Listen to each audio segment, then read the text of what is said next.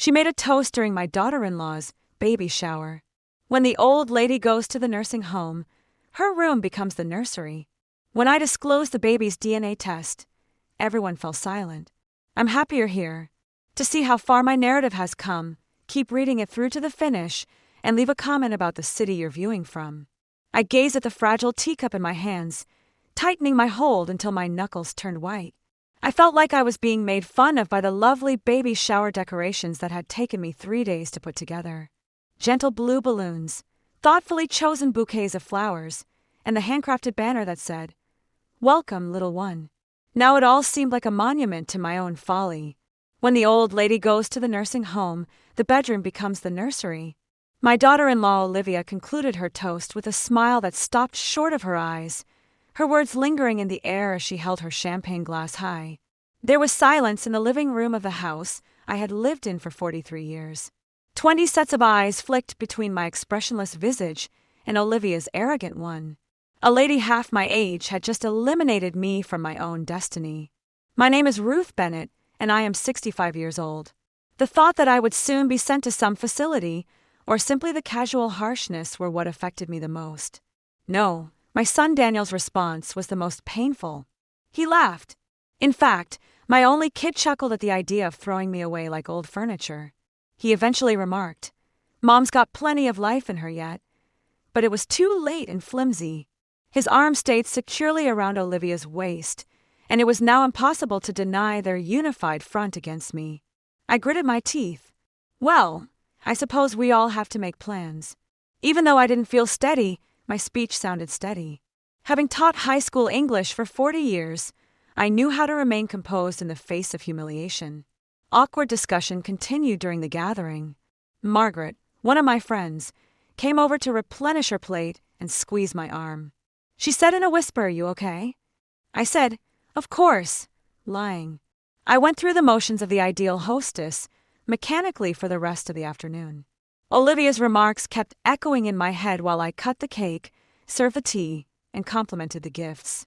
When the old lady goes to the nursing home, I noticed sympathetic looks in the eyes of my friends, women who had been there when Frank died 3 years ago and who had known me since before Daniel was born. Olivia's nonchalant harshness was nearly surpassed by their mute pity.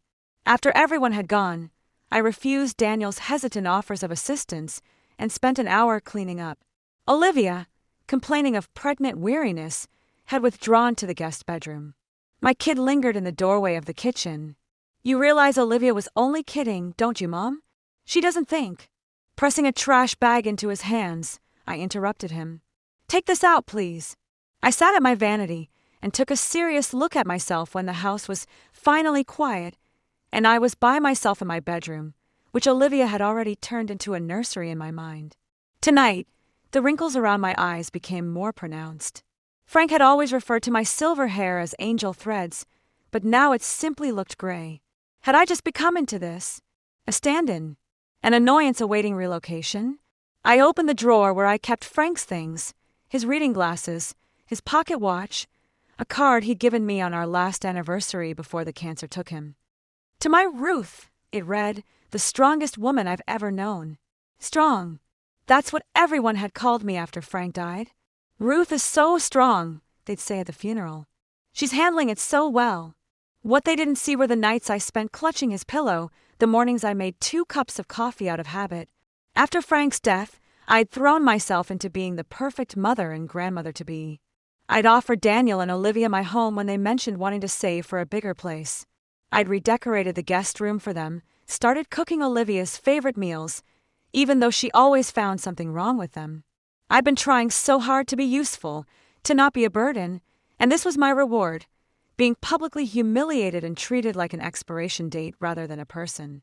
I caught a glimpse of Frank's watch. He'd always told me I was too accommodating, too willing to put others first. "Ruthie," he'd say, "you need to stand up for yourself more." The tears I'd been holding back all day finally spilled over. But as I wiped them away, something shifted inside me. A spark ignited where there had only been hurt. I thought about how Olivia had been acting these past few months. The hushed phone calls, the unexplained absences, the way she'd changed the subject whenever I walked into a room. At first, I'd attributed it to pregnancy hormones, but now I wondered if there was something more going on. I remembered the strange mail that had arrived for her last week, an envelope she'd snatched from my hands before I could see the return address. I recalled how nervous she'd seemed when her phone rang during dinner 2 nights ago, and how she'd stepped outside to take the call. The more I thought about it, the more certain I became that Olivia was hiding something. And whatever it was, I intended to find out. I might be 65, but I wasn't dead yet, and I certainly wasn't going to any nursing home without a fight. I dried my tears and looked at my reflection again. This time, I saw something else in my eyes: determination. When the old lady goes to the nursing home, Olivia's words echoed once more, but this time instead of pain, they fueled a quiet resolve. I wasn't going anywhere, and if my daughter-in-law thought she could push me out of my own home, out of my son's life, she was about to learn a very important lesson about underestimating Ruth Bennett. The morning after the baby's shower, I woke up with purpose. My humiliation had hardened into resolve overnight. I moved through my morning routine with a different energy, watching the house stir to life through new eyes. Daniel left early for work, kissing Olivia goodbye at the door while barely acknowledging me with a distracted, "See you tonight, Mom." I noticed how she changed the moment he was gone. Her saccharine smile dropping, her posture relaxing as if relieved to shed a heavy costume. "I'm going out for a bit," Olivia announced, not bothering to look at me as she gathered her purse. "Don't wait up for lunch." "Doctor's appointment?" I asked casually, stirring my tea. She hesitated, just a fraction too long. "Yes, routine checkup." I nodded, saying nothing more. But as she walked out, I noticed something odd. She was wearing heels.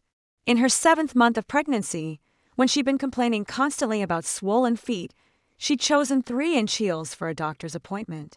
For the next 2 weeks, I observed Olivia carefully.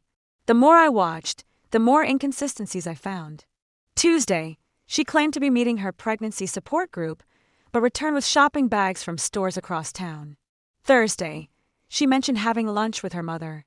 Yet, when I called Patricia later that day to thank her for the baby shower gift, she mentioned being at work all day. "You seem distracted, Ruth," Margaret said over coffee at our weekly get-together. We'd been friends for 30 years, had weathered marriages, children, and now widowhood together. "Something's not right with Olivia," I admitted. "She's hiding something." Margaret set down her cup. "Like what?" "I don't know yet, but she's constantly on her phone texting someone. When Daniel's around, she's the perfect expectant mother. The moment he leaves, she transforms." "Maybe it's just pregnancy hormones," Margaret suggested. I shook my head. "No, it's more than that. Yesterday, I overheard her on the phone saying, 'He doesn't suspect anything.' And when she saw me, she hung up immediately." Margaret's expression softened with concern. "Ruth, are you sure you're not just looking for problems after what she said at the shower?" "This isn't about that," I insisted, though we both knew it partly was. "Something isn't right, and Daniel is completely blind to it." Later that afternoon, sorting through the mail, I found an envelope addressed to Olivia from a law firm I didn't recognize. My fingers itched to open it, but I placed it on the side table instead. When I heard her come in, I busied myself with folding laundry. "Mail came for you," I said casually. She snatched the envelope, her eyes widening slightly. "Thanks," she muttered, tucking it quickly into her purse. That night, while Daniel and Olivia were watching TV, I excused myself and went upstairs. My conscience battled briefly with my growing suspicion as I stood outside their bedroom door. Then I remembered Olivia's cruel toast, the look of smug superiority on her face, and my resolve strengthened. Their room, formerly my guest room, was immaculate except for Olivia's nightstand. I opened the drawer carefully. Inside were prenatal vitamins, hand cream, and a small black address book I'd never seen before. I flipped through it, finding several names and numbers I didn't recognize. But one name appeared multiple times: Jason K. I put everything back exactly as I'd found it and left the room, my heart pounding. Back in my bedroom, I logged onto my computer. Daniel had set up Facebook for me years ago, insisting I needed to join the modern world. I rarely used it, but now I typed Olivia Bennett into the search bar. Her profile appeared, filled with pregnancy updates and photos of her and Daniel.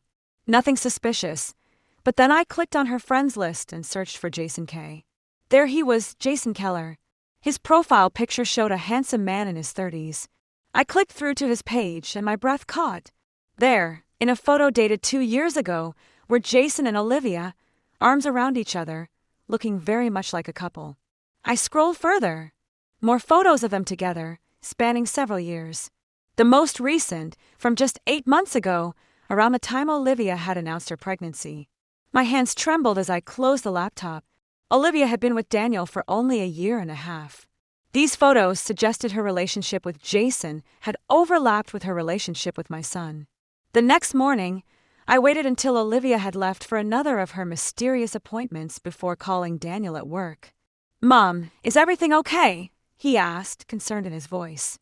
"Everything's fine," I assured him. "I just wanted to ask you something. Does Olivia ever mention someone named Jason Keller?"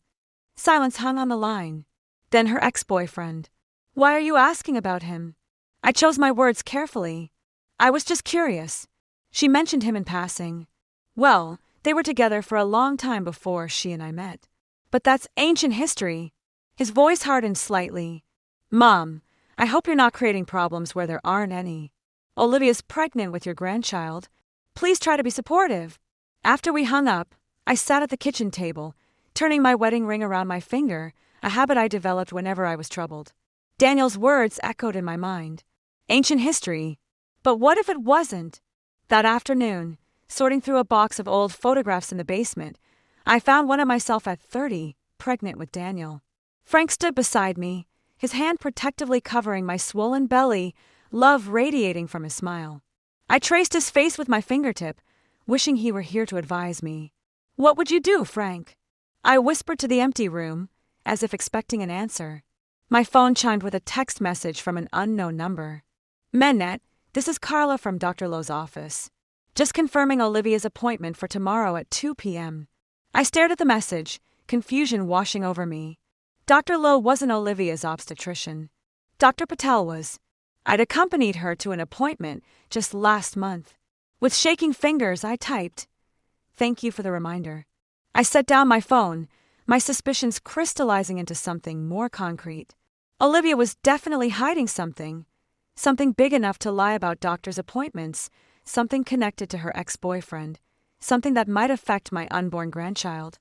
I thought about the letter from the law firm, the secret phone calls, the mysterious appointments. A terrible suspicion was taking shape in my mind, one that threatened not just my place in this house, but the foundation of my son's marriage and the future of his family. I couldn't confront Olivia without proof, and I couldn't tell Daniel about my suspicions without risking our relationship. He'd already made it clear whose side he would take. Tomorrow, I decided, I would find out exactly what kind of doctor Olivia was seeing, and then I would learn just how far my daughter-in-law was willing to go to push me out of their lives, and what secrets she was keeping from my son. The photograph of Frank and me stared back from the table, a reminder of what a true marriage should be, built on honesty, trust, and mutual respect. I owed it to Daniel to discover the truth, even if it broke my heart, even if it broke his. The next day, I sat in my car across the street from the medical building, my heart pounding against my ribs. I told myself, this wasn't stalking. This was protecting my son. Still, my hands trembled slightly as I gripped the steering wheel. At precisely 1:45 p.m., Olivia's red SUV pulled into the parking lot. She emerged wearing large sunglasses and a scarf over her hair. Despite the mild weather, even from a distance, I could see her checking her surroundings before entering the building. The directory in the lobby listed Dr. Edward Lowe as a family law attorney, not a doctor at all. My suspicions crystallized into a cold, hard knot in my stomach. I waited 30 minutes before approaching the receptionist, a young woman with sympathetic eyes. "I'm Ruth Bennett," I said, keeping my voice steady. "My daughter-in-law, Olivia Bennett, has an appointment with Mr. Lowe today. I was supposed to meet her, but I'm running late." The receptionist checked her computer. "Yes, Mrs. Bennett is with Mr. Lowe now. Would you like to wait? They shouldn't be much longer." "Actually," I improvised, "could you tell me what floor his office is on? I'd like to freshen up before I see her." "Third floor, suite 308. I thanked her and headed to the elevator, my heart racing. I had no intention of barging into the attorney's office. I just needed to confirm Olivia was really there. Through the frosted glass door of Suite 308, I could make out two silhouettes. A man in a suit and a woman whose profile was unmistakably Olivia's. This was no prenatal appointment. This was a meeting with a lawyer. As I turned to leave, the elevator opened and a tall man stepped out. My breath caught in my throat. I recognized him instantly from the Facebook photos, Jason Keller. I ducked around the corner, watching as he approached Dr. Lowe's office, and went inside. The pieces were falling into place, each one more disturbing than the last. That evening, as Daniel and Olivia chatted about nursery colors, I sat silently picking at my dinner. The cheerful domestic scene felt like a theatrical performance I was watching from the outside. "You're quiet tonight, Mom," Daniel commented, finally noticing my silence. I forced a smile. "Just tired." Olivia yawned dramatically. "I know what you mean. Growing a human is exhausting." She patted her belly. "I think I'll turn in early."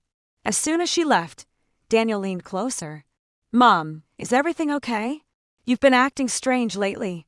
For a moment, I considered telling him everything. The fake doctor appointment, the meeting with the lawyer, Jason Keller's appearance, but the words died in my throat. I needed more information before potentially destroying my son's marriage. "I'm fine," I assured him. "Just old lady things." He winced about what Olivia said at the shower. "You know she was just joking, right? Nobody's sending you to a nursing home." I studied my son's face, the boy I'd raised alone after Frank died, the man who now seemed like a stranger. "And if she wasn't joking?" Daniel sighed.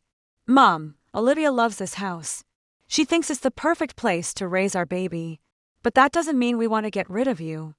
Doesn't it?" I challenged softly. Before he could respond, his phone chimed with a text. He glanced at it, his expression shifting subtly. "Work emergency. I need to make a call." He squeezed my shoulder as he left. "We'll talk more later." "Okay."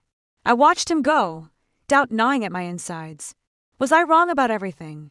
Was I creating conspiracy theories because of one thoughtless comment? The next morning, I made my decision. I called the one person I knew would help me without judgment, Catherine Sullivan Investigations. A crisp voice answered. "Catherine, it's Ruth Bennett." "Ruth, it's been ages. How are you?" Catherine and I had taught together at Hamilton High for 20 years before she retired and opened a private investigation firm. She specialized in domestic cases, mainly cheating spouses and hidden assets. "I need your help," I said, explaining the situation as concisely as possible.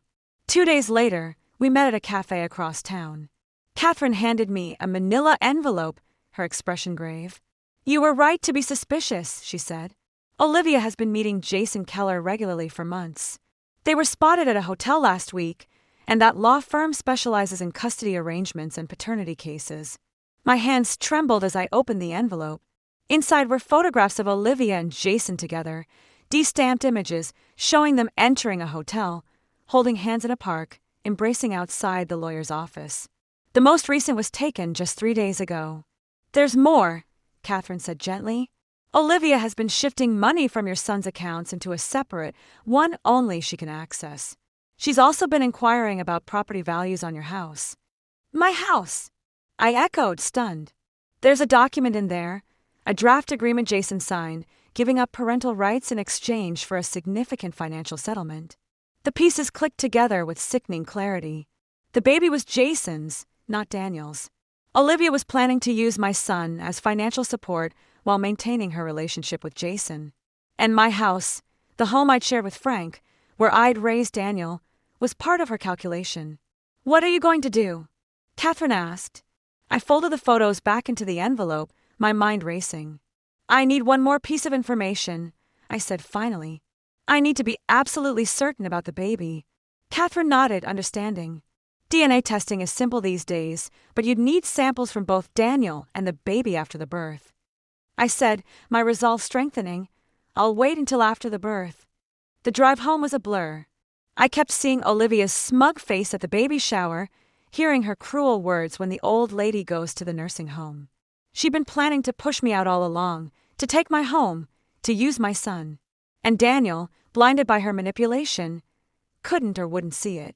Back home, I found Olivia in the nursery, what used to be Frank's home office, directing Daniel as he assembled a crib. "This room is too small," she was saying. "If we converted your mom's bedroom instead." Daniel looked uncomfortable. "We've talked about this, Liv. That's Mom's room." "For now," she muttered, not seeing me in the doorway. I stepped back silently, clutching Catherine's envelope to my chest. Now I understood what was happening. This wasn't just about a nursery or a thoughtless comment. This was about a calculated plan to take everything: my son, my home, my dignity. I retreated to my bedroom, locking the door behind me. On my nightstand sat a photo of Frank holding newborn Daniel, his face radiant with joy and pride. What would he think of the man Daniel had become? What would he tell me to do? I opened the envelope again, studying the evidence of Olivia's betrayal. I had what I needed to expose her and protect Daniel from her manipulation. But timing was crucial. I needed to wait for the right moment, after the baby was born, when I could prove beyond doubt that the child wasn't Daniel's. For now, I would watch and wait. I would protect my home and my son, and when the time came, I would be ready. No one was sending Ruth Bennett to a nursing home. No one was taking my house or using my son. Olivia had no idea who she was dealing with. 2 months crept by like molasses. I lived in my own home like a ghost, watching Olivia's belly grow while her lies multiplied. Every day brought fresh evidence of her deception. Hushed phone calls that ended abruptly when I entered a room, mysterious appointments, and increasingly bold hints about reorganizing the house after the baby arrived. Daniel remained oblivious, working longer hours as the due date approached. He'd been promoted to senior account manager, a development that Olivia celebrated with expensive champagne, though she drank sparkling cider, making a show of her sacrifice for the baby. My son was building a future on quicksand, and I was the only one who knew it. "Have you thought about what you'll do after?" Margaret asked during our weekly coffee date. She was the only person, besides Catherine, who knew the full extent of my suspicions. "After what?" I stirred my tea, avoiding her eyes. "After you tell Daniel the truth." I set down my spoon. "If I'm right, everything changes. If I'm wrong..." I couldn't finish the sentence. If I was wrong, I'd destroy my relationship with my son for nothing. "You're not wrong," Margaret said firmly. "Catherine's evidence is solid. The question is, what happens next?" What happened next arrived sooner than expected. 2 weeks before her due date, Olivia went into labor.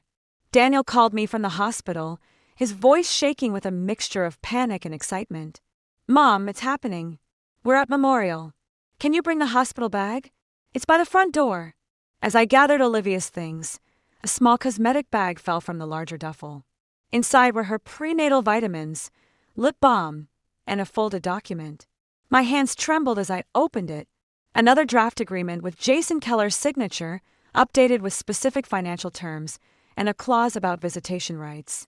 My suspicions had been correct all along. The baby wasn't Daniel's. At the hospital, I found Daniel pacing outside the delivery room, his face pale but radiant. "How is she?" I asked, handing him the bag. "Progressing fast. The doctor says it won't be long now." He embraced me suddenly. "I'm going to be a dad, Mom." My heart broke for him. "Yes," I said, unable to say more. Hours later, amid a flurry of nurses and the beeping of monitors, Olivia gave birth to a baby boy, 7 pounds 8 ounces of what she claimed was Daniel's flesh and blood. My son wept as he held his son, unaware that the child might not be his. As Olivia slept, exhausted from labor, Daniel proudly showed me my grandson. "We're naming him Frank," he said softly. After Dad, the knife twisted deeper. They had taken not just my home, my place in the family, but now Frank's name too. All built on a foundation of lies. I held the baby, studying his tiny features. He had Olivia's nose and mouth, but his eyes, something about them reminded me of the photos I'd seen of Jason Keller. "He's beautiful," I managed. After Daniel stepped out to call friends with the news, I approached the hospital bassinet. The nurse had just finished a routine blood draw from the baby's heel for standard newborn screening. The gauze pad with a small spot of dried blood sat on the side table, ready to be discarded. My heart pounding, I slipped it into my purse when no one was looking. That evening, I called Catherine. "I need your help again," I said quietly, explaining about the baby's birth. "I have a sample from the baby. How do I get one from Daniel? Catherine's voice was grim. Are you absolutely sure you want to do this, Ruth? Once you know for certain, there's no going back. I'm sure, I said, thinking of Daniel's joyful tears, of Olivia's smug smile when she'd announced they were using Frank's name. I need to protect my son. The next morning, I arrived at the hospital with bagels and coffee for Daniel, who had spent the night in a chair beside Olivia's bed. You look exhausted, I told him, handing him a coffee. Why don't you go home and shower? I'll stay with Olivia and the baby. Daniel hesitated, then nodded gratefully. Thanks, Mom. I won't be long. After he left, I watched Olivia sleeping, the baby in a bassinet beside her. She looked peaceful, satisfied, a woman who thought she had successfully pulled off her deception. At home, I collected what I needed: Daniel's hairbrush with strands of his dark hair still caught in the bristles, and the gauze with baby Frank's blood. I packaged them carefully according to Catherine's instructions and addressed the overnight envelope to the lab she had recommended. Results in 3 days, the technician had promised when I called to arrange the test. 3 more days of living with this knowledge alone. 3 more days of watching my son fall deeper in love with a child who might not be his. The days passed in a blur of hospital visits, flower deliveries, and preparations for bringing the baby home. Olivia was suddenly solicitous, almost friendly, toward me. A complete reversal from her behavior before the birth. Ruth, would you mind holding Frank while I shower? She asked sweetly on the day before their discharge. The nurse showed me how to wrap him just the way he likes. I took the bundle, wondering at her change of heart. Later, as she settled into the hospital bed with freshly brushed hair, she smiled at me. Daniel and I have been talking, she said. We think you should stay in your bedroom after all. Relief flooded me until she continued. At least until Frank is sleeping through the night. Then we can reassess. The familiar anger burned low in my stomach. Nothing had changed. She was still planning to push me out. She just adjusted her timeline. That evening, an email arrived from the testing service. Results available. My hands shook as I clicked the link and entered the secure password Catherine had provided. The clinical language was stark and unambiguous. The alleged father is excluded as the biological father of the tested child. This conclusion is based on the non-matching alleles observed at the DNA loci listed above. The probability of paternity is 0%. I sat motionless, staring at the screen. Even after all my suspicions, seeing the scientific confirmation was staggering. Daniel was not baby Frank's father. Olivia had deceived him completely. I printed the results, folded the paper carefully, and placed it in my purse. Tomorrow, Daniel would bring Olivia and the baby home. They would begin their life as a family built entirely on Olivia's lies. As I prepared for bed, my phone chimed with a text from Daniel. Can't wait for you to see Frank in his nursery tomorrow. Olivia says, thanks for being so supportive. I set the phone down without responding. Supportive? Is that what they thought I was being? Little did they know what tomorrow would bring. I lay awake for hours, rehearsing what I would say, how I would present the evidence. Would Daniel believe me? Would he hate me for destroying his happiness? Would he eventually thank me for saving him from a lifetime with a woman who had betrayed him so fundamentally? Morning came too quickly. I heard Daniel's car pull up, the front door open. Olivia's voice cooing to the baby. Welcome home, little Frank. This is your house now. I took a deep breath, touched the test results in my pocket for courage, and went downstairs to meet them. The moment of truth had arrived, and there would be no turning back. I had imagined this moment for weeks. The confrontation, the revelation, the aftermath. But nothing prepared me for the reality of watching my son carry that tiny bundle through the front door. His face alight with joy and pride as he showed the baby the home where he himself had grown up. Welcome home, little Frank, Daniel cooed, carrying the infant into the living room while Olivia followed, her hand resting protectively on the baby carrier. Let me take your bags, I offered, my voice surprisingly steady despite the DNA results burning a hole in my pocket. Thanks, Ruth, Olivia beamed. You're such a help. The saccharine sweetness in her voice made my stomach turn. She'd been uncharacteristically kind to me since the baby's birth, no doubt part of her strategy to keep her deception intact. As I carried her overnight bag upstairs, I noticed several text notifications lighting up her phone screen. I couldn't help seeing the name at the top, Jason K. Downstairs, Daniel had settled on the sofa with the baby while Olivia fussed over pillows and blankets. "Mom, come sit with us," he called. "I think he has your eyes." The irony of his statement hit me like a physical blow. I sank into the armchair across from them, watching this tableau of domestic bliss that was built entirely on lies. "Daniel," I started, then faltered. "How does one begin such a conversation? I need to talk to you both about something important." "Can it wait, Mom?" Daniel asked, not looking up from the baby's face. "We're pretty tired." "No," I said firmly. "It can't wait." Something in my tone made both of them look up. Olivia's eyes narrowed slightly, a flicker of weariness crossing her face. "What is it?" Daniel asked, finally giving me his full attention. I took a deep breath. "Before I say anything, I want you to know that I love you, Daniel. Everything I've done has been to protect you." "Protect me from what?" Confusion clouded his expression. "From her," I said, looking directly at Olivia. "From her lies." Olivia's face hardened instantly. "What are you talking about?" "I know everything, Olivia. About Jason Keller, about the lawyer, about the money you've been moving from Daniel's accounts." I turned to my son. "And I know about the baby." Daniel's brow furrowed. "Mom, what are you saying?" "The baby isn't yours, Daniel." The words hung in the air between us, irritable. Olivia let out a harsh laugh. "That's ridiculous, Ruth. I think you need help. This obsession you have with undermining our family." "I have proof," I interrupted, pulling the folded lab results from my pocket. "I had a DNA test done." Daniel's face drained of color. "You did what?" He stood abruptly, clutching the baby protectively. "How could you do something like that behind our backs?" "Because she's been lying to you," I said, trying to keep my voice calm. "She's been seeing Jason Keller throughout your marriage. They were together when she got pregnant." "That's insane," Olivia snapped, but I noticed her hand trembling slightly as she reached for the baby. "Daniel, don't listen to her. She's just jealous because we're starting our own family. She can't stand not being the center of your world anymore." I ignored her, extending the lab report toward Daniel. "Read it yourself. The results are clear." Daniel stared at the paper but didn't take it. "I don't need to read anything. This is my son." "No, Daniel," I said gently. "He's not." Olivia moved to stand between us. "I won't let you destroy this family with your paranoid delusions. If this is about that stupid toast at the baby's shower, get over it. It was a joke." "A joke," I echoed, anger rising in my chest. "Like your marriage is a joke. Like the vows you made to my son were a joke." "Mom, stop," Daniel pleaded, his voice cracking. "You're upset because you think we're pushing you out, but this has gone too far."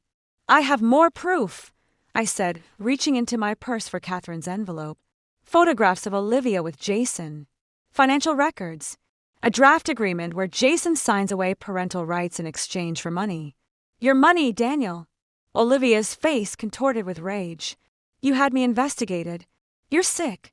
"Look at the evidence, Daniel," I urged, spreading the photographs on the coffee table. "Look at the dates. Look at her with him while she was pregnant with your supposed child." Daniel's eyes flicked reluctantly to the images. Olivia and Jason outside the lawyer's office, holding hands in a park, entering a hotel. His expression shifted from disbelief to dawning horror. "These could be old pictures," he said weakly. But I could see doubt creeping in. "The dates are on them," I pointed out. "And here's the agreement I found in her hospital bag." I unfolded the document with Jason's signature. "He's giving up rights to the baby in exchange for a settlement. Money that would come from you, Daniel." The room went deadly quiet. The baby began to fuss in Daniel's arms, as if sensing the tension. "Olivia!" Daniel's voice was barely audible. "Tell me this isn't true." Olivia's expression changed. Calculation replaced anger as she realized denial was futile. "Fine.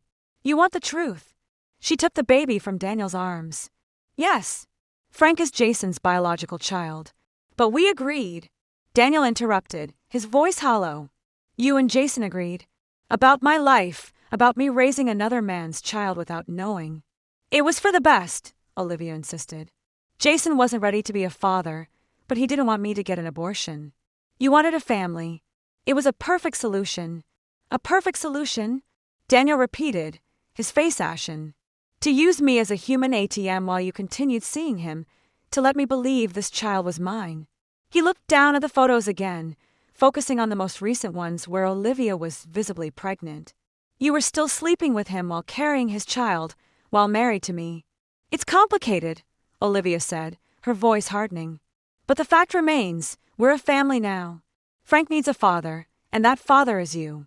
The DNA doesn't matter. Daniel looked at her as if seeing her for the first time. The DNA doesn't matter? The truth doesn't matter? Did you ever love me at all? Of course I did, she said, but her eyes slid away from his. I still do, but you need to understand. I understand perfectly, Daniel cut her off. He turned to me, his eyes filled with a pain that broke my heart. You knew all along, didn't you? That's why you've been acting so strange. I nodded. I suspected after the baby shower, the way she talked about sending me away, it wasn't just about making room for the baby. It was about taking over this house, taking your money, using you. Daniel sank onto the sofa, burying his face in his hands. I can't believe this is happening. Olivia clutched the baby tighter, her demeanor shifting from defiance to calculation. Daniel, think about what you're doing. This is your son in every way that matters. We can get past this. Your mother is trying to come between us because she's afraid of losing her place in your life. I started to protest, but Daniel looked up, his expression suddenly clear. No, Olivia.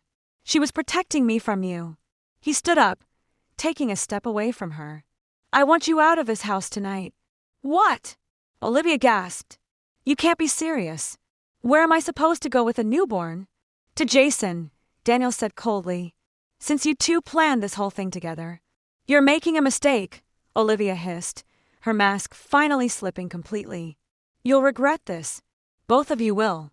She gathered the baby's things with jerky movements while Daniel stood motionless, as if in shock. I moved to my son's side, resting my hand gently on his arm. I'm so sorry, Daniel, I whispered. I didn't want to hurt you. He covered my hand with his own. You didn't hurt me, Mom. She did. As Olivia stormed upstairs to collect her belongings, Daniel turned to me, his eyes haunted. How am I supposed to move forward from this? I squeezed his hand, wishing I could take away his pain. One day at a time, together. Olivia returned with a hastily packed suitcase, the baby secured in his carrier. At the door, she turned back, her face contorted with fury. This isn't over. You'll hear from my lawyer. So will you, Daniel replied, his voice steadier than I expected. About the money you stole, the fraud you committed. After the door slammed behind her, the house fell into a heavy silence. Daniel stood in the hallway, staring at the closed door. His shoulders slumped in defeat. The nursery upstairs, once Frank's office, briefly baby Frank's room, now stood empty, a monument to Olivia's deception. The future we had all imagined had vanished in an instant, replaced by uncertainty and pain. But as I watched my son straighten his shoulders and turn away from the door, I felt a flicker of hope. The truth, however painful, had set him free from a life built on lies. 6 months can change everything. The harsh winter that had gripped our lives after Olivia's departure slowly thawed into a tentative spring of recovery and rebuilding. The legal battles had been swift and brutal. Olivia had indeed gone to Jason, who wanted nothing to do with sudden fatherhood or the mess she'd created. She'd hired an aggressive lawyer, demanding alimony and child support from Daniel, despite the DNA evidence. But Catherine's documentation proved invaluable, especially the financial records, showing how Olivia had systematically drained Daniel's accounts. In the end, the judge had been unmoved by Olivia's tearful performance. Mrs. Bennett, he'd said, peering over his glasses. This court doesn't reward fraud. The case was dismissed, leaving Olivia with nothing but the consequences of her own deception. I stood in what had once been Frank's office, then briefly Olivia's planned nursery, watching Daniel apply the final strokes of paint to the walls. The warm terracotta color brightened the room, transforming it into something new and hopeful. What do you think? He asked, stepping back to admire his work. It's perfect, I said. Frank would have loved it. Daniel smiled, a real smile that reached his eyes, something I hadn't seen in months. Think it works as an art studio? The art studio had been his idea. Mom, you always wanted to paint, he'd said one evening as we sorted through old photographs. You gave it up to raise me after Dad died. It's time you had something for yourself. I hadn't touched a paintbrush in 30 years. Not since Frank's cancer diagnosis had derailed our plans for me to study art after Daniel started school. Life had intervened, as it often does, and dreams had been set aside for more pressing realities. But now, at 65, I was finally circling back to the passion of my youth. It's more than I ever imagined, I admitted, running my hand over the easel Daniel had assembled the night before. But are you sure you don't want this space for yourself? This is your home, too. Daniel set down his paintbrush and faced me fully. Mom, this has always been your home. I was the one who forgot that for a while. The months following Olivia's departure had been a time of painful revelations. Daniel had discovered more evidence of her deception, credit cards he hadn't known about, loans taken in his name, plans for selling the house that she'd researched behind his back. I still can't believe how blind I was, he said, his expression clouding momentarily. I touched his arm gently. She was very convincing. She knew exactly what you wanted to hear and what I needed. He added quietly, a family, a future. He shook his head. I was so desperate to build something of my own that I couldn't see what was right in front of me. We all make mistakes, I said. The important thing is learning from them. Daniel had certainly learned. After Olivia, he'd focused on rebuilding his finances, his career, his relationship with me. He'd moved back into his old bedroom temporarily, though we both knew he'd eventually find his own place again. For now, we were healing together, rediscovering the easy companionship we'd had before Olivia came between us. The garden club, ladies are coming over later, I reminded him. Margaret's bringing her famous lemon bars. Daniel grinned. I know. That's why I made sure to finish painting early. He gathered up his supplies. I've got some work calls to make, but I'll be down for dinner. After he left, I stood alone in my new studio, marveling at how life can circle back on itself. 6 months ago, I'd been an unwanted fixture in my own home. Someone to be tolerated until a convenient time to ship me off to a nursing home. Now I was reclaiming space, not just in the house, but in my own life. The doorbell rang, pulling me from my thoughts. Through the window, I could see Margaret's car in the driveway along with several others. The garden club had expanded in recent months, growing from our original 5 members to nearly 15 women, all over 60, all with stories of their own. It had started innocently enough. After word got out about what happened with Olivia, women from the neighborhood began stopping by.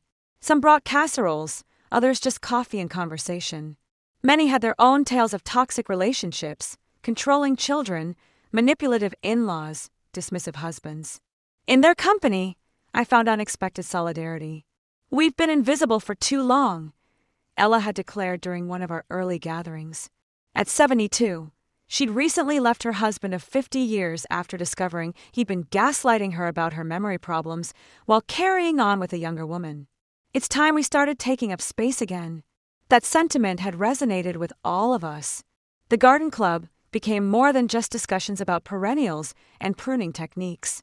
It became a place where women in their 6th, 7th, and 8th decades could speak honestly about reclaiming their lives, their homes, their very identities. I opened the door to find Margaret bearing her promised lemon bars, flanked by Elaine and our newest member, Barbara, a retired judge who'd taken a particular interest in our legal rights as senior women. Ruth! Margaret embraced me warmly. The others are right behind us. Elaine brought those gardening catalogs you asked about. As the women filtered in, filling my home with chatter and laughter, I felt a profound sense of gratitude. These connections had been an unexpected gift from the wreckage of Olivia's deception. Later, as we gathered in the sunroom, teacups in hand and garden plans spread across the table, Barbara tapped her spoon against her cup for attention. Ladies, I have an announcement, she said, her judicial authority still evident in her bearing. The Senior Center has offered us space for weekly art classes. They were quite impressed with our community garden project and want to expand our partnership. Murmurs of approval rippled through the group. Our garden project, transforming an abandoned lot near the community center into a thriving space, had given many of us purpose during the dark winter months. Ruth, Barbara continued, turning to me, we were hoping you might consider leading some beginner painting sessions. Daniel mentioned you were quite talented in your youth. I felt a flush of pleasure mixed with trepidation. I haven't painted seriously in decades. Elaine waved away my protest. None of us have done half the things we're doing now in decades. That's the point. Laughter rippled through the room, warm and genuine. I'll think about it, I promised, already imagining what I might teach, how I might structure classes for women who, like me, were discovering or rediscovering creative outlets in their later years. As the afternoon waned, the women began gathering their things. Margaret stayed behind, helping me clear teacups and dessert plates. You seem happy, she observed, studying my face. Genuinely happy. I considered this as I rinsed a teacup. I am, I realized. Not despite everything that happened, but because of it. Had Olivia never made that cruel toast at the baby shower, had she never revealed her true nature so blatantly, I might have continued fading into the background of my own life, accommodating everyone else's needs while neglecting my own. Instead, I had reclaimed not just my home but myself.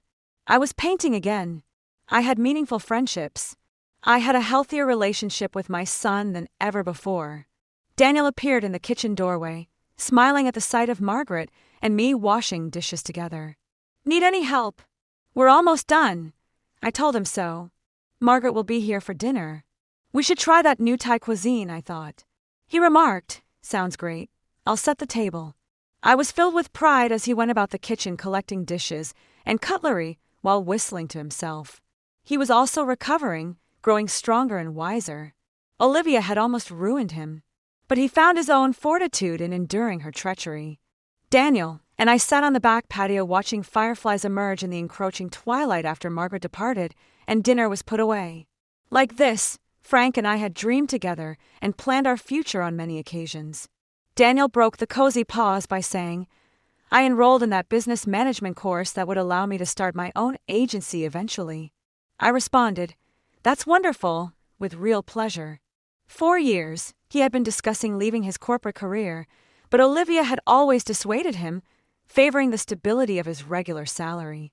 He continued, and I've been seeing someone, with caution. So far, only coffee. Nothing major, yet she's unique, grounded and genuine. When I said, I'd like to meet her. When you're ready, he said with a wave.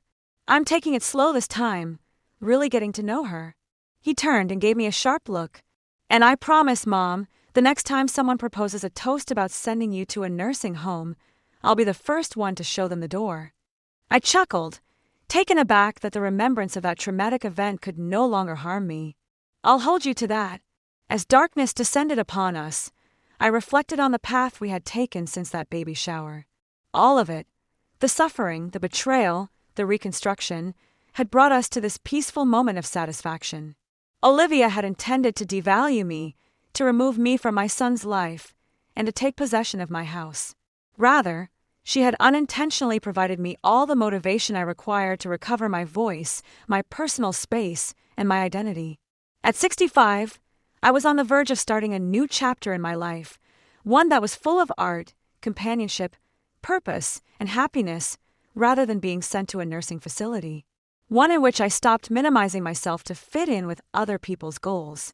Daniel said, Look, pointing up at the first stars to emerge in the fading sky. Remember how Dad used to name the constellations for me? I remember, I muttered. I was intensely aware of Frank's presence at that very moment, as though he were seated with us, approving of all that had occurred and everything that yet awaited.